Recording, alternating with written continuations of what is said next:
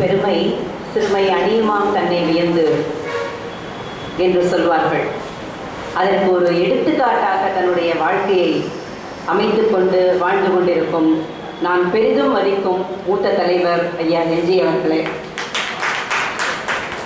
சாந்தா அம்மையார் மற்றும் சாந்தா அம்மையார்னு சொன்னாலே கூடவே இணைந்து கொண்டிருக்கும் பெயரில் மட்டுமல்ல, எங்க அவங்கள பார்த்தாலும் அவங்க ரெண்டு பேரையும் நான் தனித்தனியாக பார்த்ததே கிடையாது. அந்த மாதிரி இணைந்து செயல்பட்டு கொண்டிருக்கும் சாந்தா மற்றும் வரதராஜன் அவர்களே, பிரிகேடியர் அம்மா அவர்களே எனக்கு பப்ளிக் ஹெல்த் சென்டரில் பணியாற்றும் பொழுது தான் தெரியும். பிரிகேடியர் அப்படின்னா அந்த வார்த்தை எவ்வளோ பெரிய விஷயம், அதுவே தெரியும் ஒருத்தர் எத்தனை உயர்ந்த பதவியில் இருந்திருக்க முடியும்னு. இன்னைக்கு வேணா அவங்களுக்கு வயசாயிருக்கலாம்.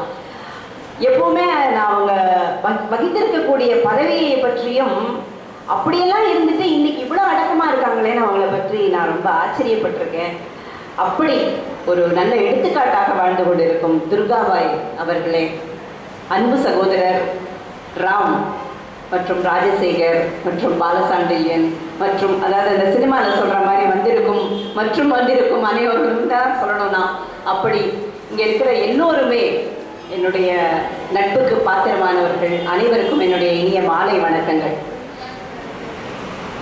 நான் சாந்தா அம்மையாரை பற்றி பேசுறதுக்கு முன்னாடி உரத்த சிந்தனை அமைப்பை பற்றி பேசணும். ஏன்னா பேசுறதுக்கு எனக்கு எல்லா விதமான தகுதியும் இருக்கு.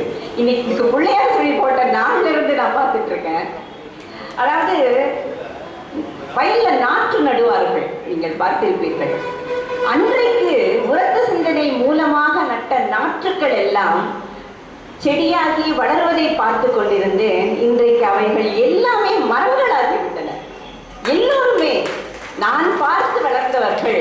அப்படி வளர்த்தது இந்த உரத்த சிந்தனை அமைப்பு. அதற்கு முதல்ல அவர்கள் ரெண்டு பேருக்கும் நான் ரொம்ப தனிப்பட்ட முறையில நன்றி சொல்லணும். அதற்கு பின்னால நிறைய பேர் இருக்காங்க அப்படின்னா கூட ஒரு திறமையை கண்டெடுத்து அதை மிக அழகா அதை வெளிச்சத்துக்கு கொண்டு வருதுல உரத்த சிந்தனை அமைப்புக்கு நிகரா நான் வேற ஒரு அமைப்பை பார்க்கவே இல்லை. அன்னைக்கு மட்டும் இல்லை, இன்ன வரைக்கும் அவர்களுடைய எனக்கு எத்தனையோ பத்திரிகைகள் வரும் தபால்ல, உரத்த சிந்தனை மாத்திரம் நான் எடுத்து பத்திரப்படுத்தி வச்சுப்பேன். ஏன்னா அதுக்குள்ளே நிறைய பொக்கிஷங்கள் கிடைக்கும், நிறைய டேலண்ட்ஸ் கிடைக்கும். அவர்கள் வளர்த்தவர்களை வளர்த்து கொண்டே இருப்பார்கள், புதியவர்களை தேடி வளர்த்து கொண்டே இருப்பார்கள். அந்த விதத்தில் உரத்த சிந்தனை அமைப்பிலிருந்து வெளிவந்து பலவிதமான அமைப்புகள் தோன்றி அவர்கள் அனைவரும் ஒன்னா அழகா கூடி இன்னைக்கு ஒரு நிகழ்ச்சி நடக்கிறார்கள். அவங்க அனைவருக்கும் என்னுடைய பாராட்டுதல்களை தெரிவிக்கிறேன். இன்னைக்கு இன்னொரு விதத்துல இந்த நிகழ்ச்சி ரொம்ப சிறப்பாக அமைஞ்சிருக்கு. முன்னாடி எல்லாம் ஆல் இண்டியா ரேடியோவில் என்ன பண்ணுவாங்க, நான் குழந்தைகள் நிகழ்ச்சி பண்ணும் பொழுது 65களில் ரேடியோ அண்ணான்னு ஒருத்தர் இருப்பார். நிகழ்ச்சியில பங்கு பெறணும் அப்படின்னா எல்லாரும் நேர ரேடியோ ஸ்டேஷன் போயிடலாம். அந்த லைவ் ப்ரோக்ராம் தான். அதுல என்ன பண்ணுவாங்க, பாப்பா உனக்கு என்ன தெரியும், எனக்கு பாட தெரியும், சரி பாட்டு பார்க்கலாம். உனக்கு என்ன தெரியும், எனக்கு காந்தி கதை சொல்ல தெரியும், சொல்லு பார்க்கலாம் அப்படின்னு சொல்லி குழந்தைகளை நிறைய வாய்ப்பு கொடுத்து வளர்த்து கொண்டிருப்பார்கள். இன்னைக்கு உங்க முன்னாடி நான் நிற்கிறேன் அப்படின்னா அன்றைக்கு எனக்கு அந்த மாதிரி ஒரு பாப்பா மலர்லையும் முத்துக்குவையிலையும் கிடைத்த வாய்ப்பு தான். அப்படி குழந்தைகளுக்கு வாய்ப்பு கொடுக்கும் அமைப்புகள் ரொம்ப குறைந்து வரும் இந்த நேரத்தில் குழந்தைகளுக்கு வாய்ப்பு கொடுத்து இன்னைக்கு ஒரு மிக அழகான தலைப்புல அவங்கள பேச வச்சிருக்கீங்க. அப்படி பேசும் குழந்தைகளுக்கு கண்ணெதிரில நம்மால இப்படி வர முடியும், இப்படி வளர முடியும், ஒரு இடத்தை பிடிக்க முடியும்ன்றதுக்கு ஒரு மாடல் வேணும் இல்லையா? அதற்கு உதாரணமாக இன்னைக்கு சாந்தா அம்மையார் இருக்காங்க. அவர்களை பற்றி எல்லாரும் எவ்வளவு சொல்றாங்க பாருங்க. இந்த வயதில் அவர் இவ்வளவு செய்கிறார்னா அவரோட சின்ன வயசுல அவர் எவ்வளவு செஞ்சிருக்கணும். அதெல்லாம் சேர்த்து கோர்த்து மாலையாத்தானே இன்னைக்கு அப்படி ஒரு இடத்தை பிடித்திருக்கிறார்.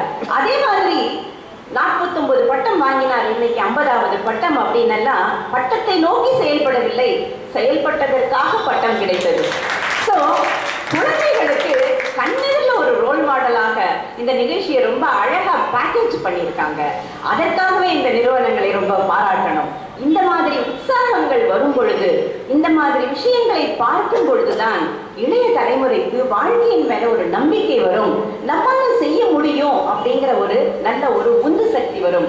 அதற்கு உதாரணமாக சாந்தா அம்மையார் மிக அருமையாக இத்தனை படங்களையும் அமைத்து அவரை பற்றி சொன்னவைகள் எல்லாம் குழந்தைகளுக்கு ரொம்ப ஒரு எடுத்துக்காட்டாக இருக்கும். சாந்தா அம்மையார் அவர்களை பல தருணங்களில் பல இடங்களில் சந்தித்திருக்கிறேன். அவரை போல நாமும் இருக்க வேண்டும் என்ற மனதிற்குள் நினைத்து கொண்டிருக்கிறேன்.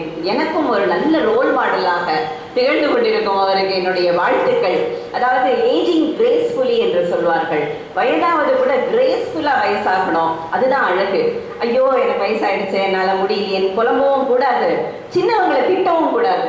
ஏன்னா அவங்க எங்க காலத்துல எப்படி இருந்தது தெரியுமா அப்படின்னு. அப்படி எதுவுமே செய்யாமல் மிக அருமையாக கிரேஸ்ஃபுல்லி ஏஜிங் அப்படின்னு இந்த தம்பதியரை சொல்லலாம்.